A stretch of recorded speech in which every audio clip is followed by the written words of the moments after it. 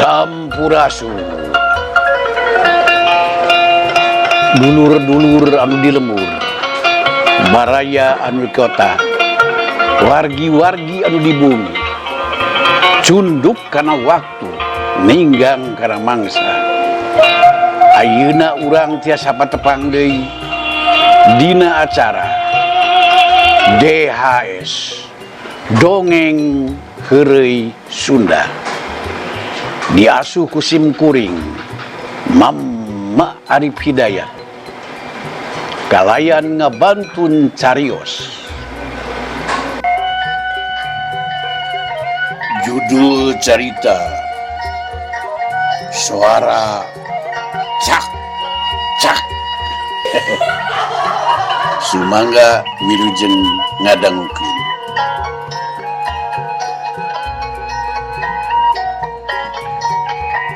Kacaritakeun si janoon anu masih aya di Pulau Gelis di imah urut monitor dongeng baheula. Harita sanggeus ngadongengkeun tukang gentong anu hayang beunghar tapi akhirna bunuh diri sabab barangna napalna irung. Ayeuna anu didongengkeun ku si janoon teh nyaeta aya cenah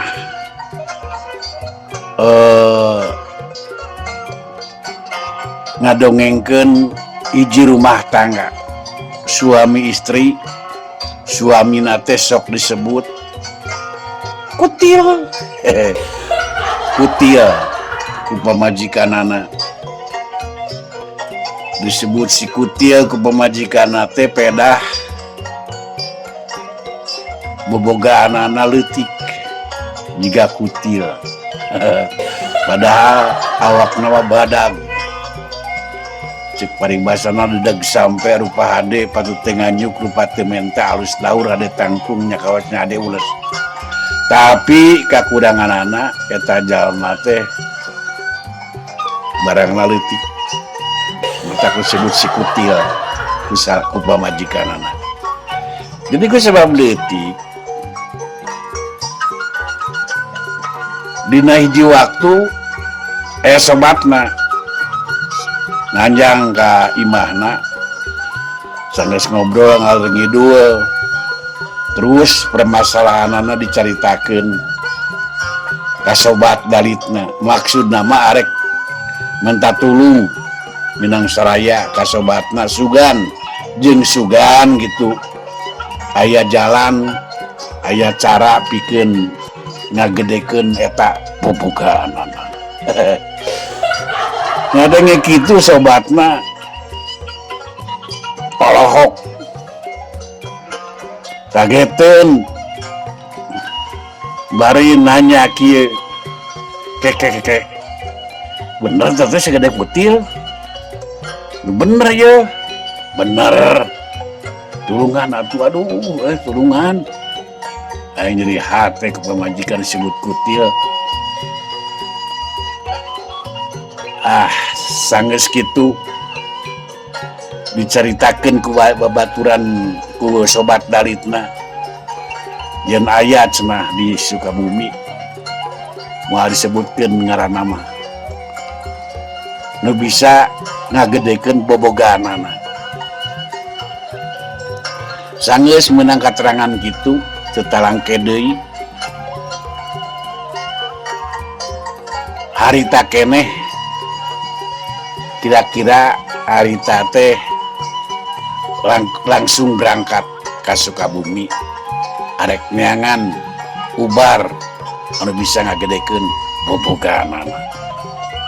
Kira-kira pada maghrib diantar ku sobatna berangkat ke Sukabumi ngajugjug imah jalma anu bisa ngubaran barangna. Sanggeus nanya ka ditu ka dieu akhirna kapanggih tempatnya di pakampungan anu jauh ka ditu jauh ka dieu.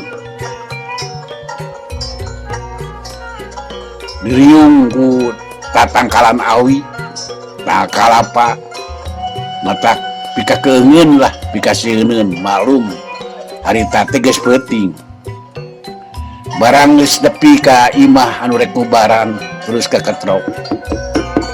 Assalamualaikum. Punten.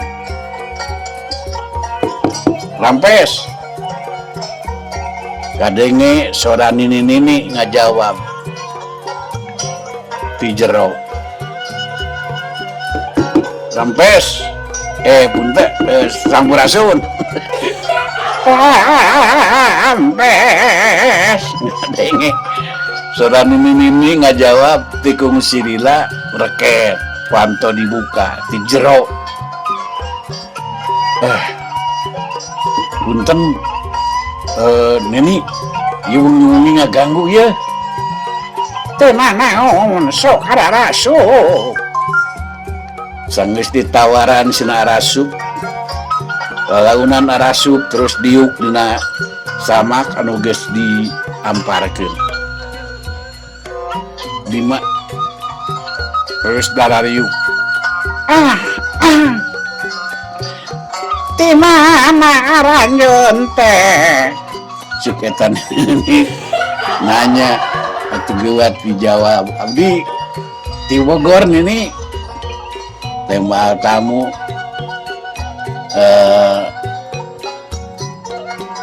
ngajawab kieu teh di bujeng enggalna we nini aya naon peting-peting jauh-jauh naon dijug-jug agang-agang di teang daya sanes maksud nama iya abdi teh lah bade nyuhunkeun tulung nyaeta kahiji kadi nama silaturahmi atuh kadua nama hayang ieu teh punten we punten pisan ngagedekeun bobogaan ini aduh iri hate pamajikan disebut kutil. Oh gitu. Nyawa di mana?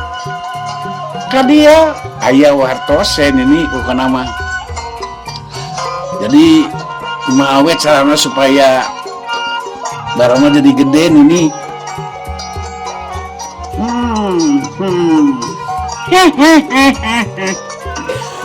Seri.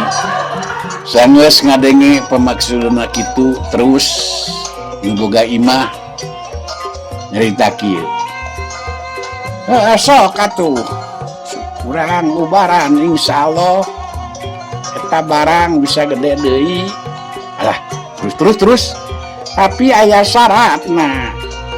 Hah? Syaratna? Naon syaratna teh Nini? Lamun eta barang geus gede nya. Mohon. Syaratna teh ulang ngadenge surat cak-cak. Hah? Ulang ngadenge surat cak-cak. Naon sabarna? Sabab lamun ngadenge surat cak-cak, tangtu eta barang bakal letik deui siga kutil. Jeung tangtu mah bisa diubaran kemana wae oge. Ulah we ngadenge surat cak-cak. Waduh. Kumaha sanggup henteu? Sanggup lah. Paehan we cak-cak mana ulah. Supaya ulah disadama. Hari sanggup masukur. Sok kadi atuh asup ka kamar. Sanggeus asup ka kamar. Terus diubaran make ritual. Bener. Sanggeus diubaran eta barang jadi gede. Jadi gede anu tagna kutil anu mah jiga tales Bogor. Eta jelema waduh ngerasa pede, ngerasa naon teh bangga. Boga barang anu tarina leutik siga kutil ayeuna bisa jadi gede siga tales Bogor. Anu matak teu loba carita. Langsung naon ngarteh? Langsung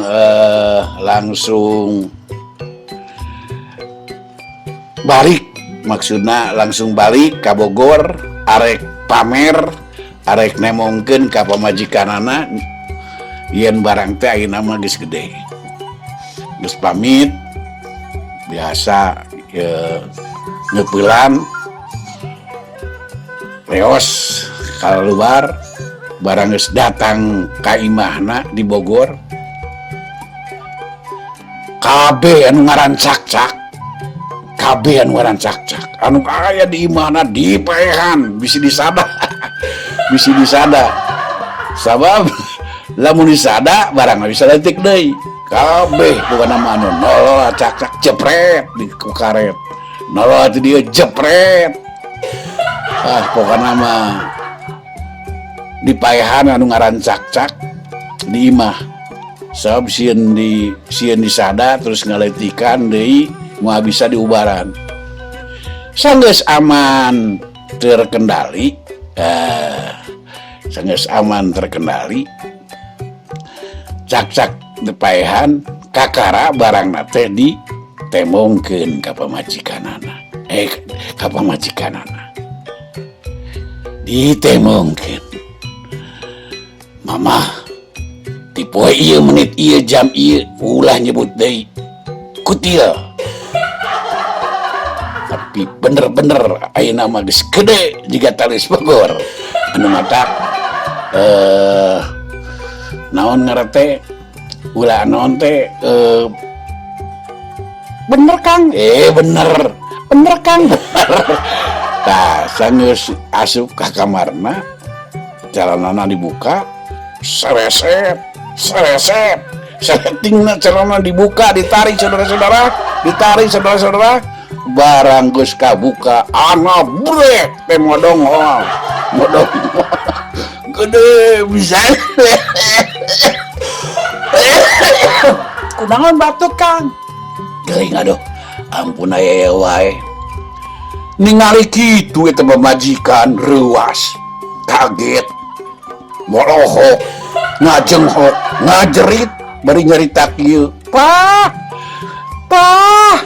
gede amat trek-trekan belegung siga soda cak-cak atuh eta teh ngariut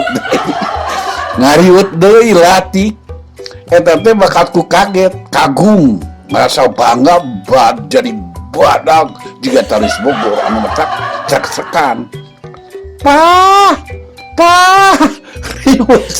riwut teh langsung ngariut detik deui siga kutil atuh salakina ngamak atuh bari nyentak mama kunaon mah teu kecek-cekan siga soda cak-cak padahal geus cukup keren atuh kumaha kitu we hebat keren atuh kumaha ulah cek-cekan aduh kunaon jadi teh kieu atuh ieu teh apos nase can urang cekapkeun dugi ka dirilah insyaallah engke urang lajengkeun deui dina judul anu beda ulah hilap subscribe like comment share